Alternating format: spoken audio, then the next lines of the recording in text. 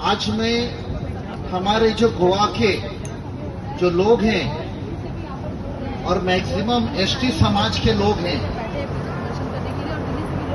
वो 100 दिन से प्रोटेस्ट पे हैं। ये official protest, sit in protest 100 दिन हो गए, लेकिन इनका जो सरकार से सवाल पूछना और जो ओपोजिशन था प्रोजेक्ट पे ऊपर, उसको काफी टाइम हुआ है। 1.5-2 साल हो गए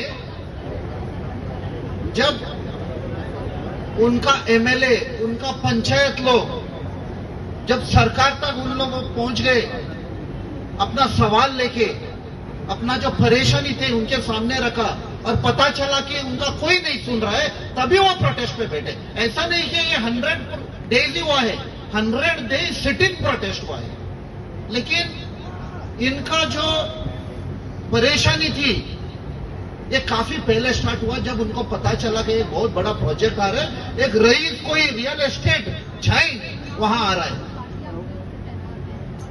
भारत इतना बड़ा देश है और हमारा गोवा एक छोटा सा एक डॉट है।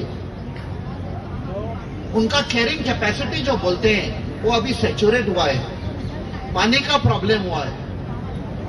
मेरा आज का एक्चुअल जो मेरे साथ हुआ है, आज सुबह मैं फ्लाइट पकड़ने वाला था, हमारे घर में या बिल्डिंग में वो एरिया में पानी नहीं था।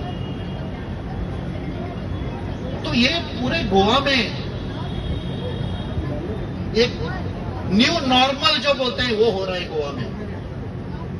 और हमारा जो सरकार है गोवा का और प्रोजेक्ट्स ला रहे हैं और रियल एस्टेट एजेंट्स ला रहे हैं।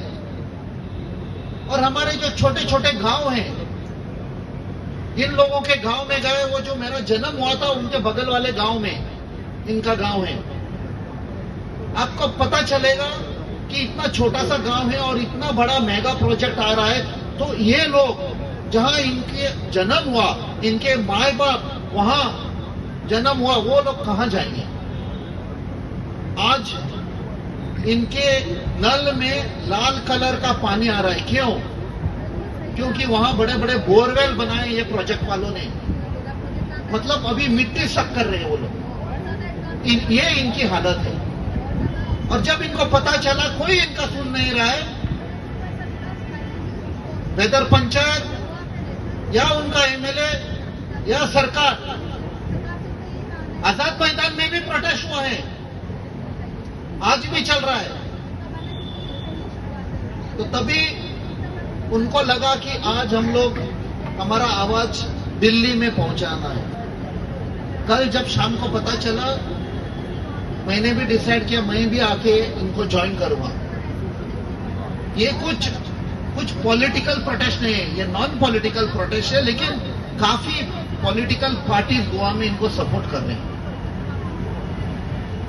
और ये लड़ाई चलती रहेगी, क्योंकि आज अभिनंदन लोधा, हाउस ऑफ अभिनंदन लोधा आया है।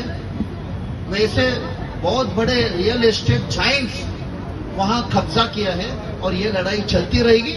हम लोग लोगों के साथ खड़े रहेंगे और जो भी उनका हक है वो हम लोग पूरा करते रहेंगे। और ये खत्म करने के पहले बताना चाहता हूं कि ये जो प्रोजेक्ट है उसके बारे में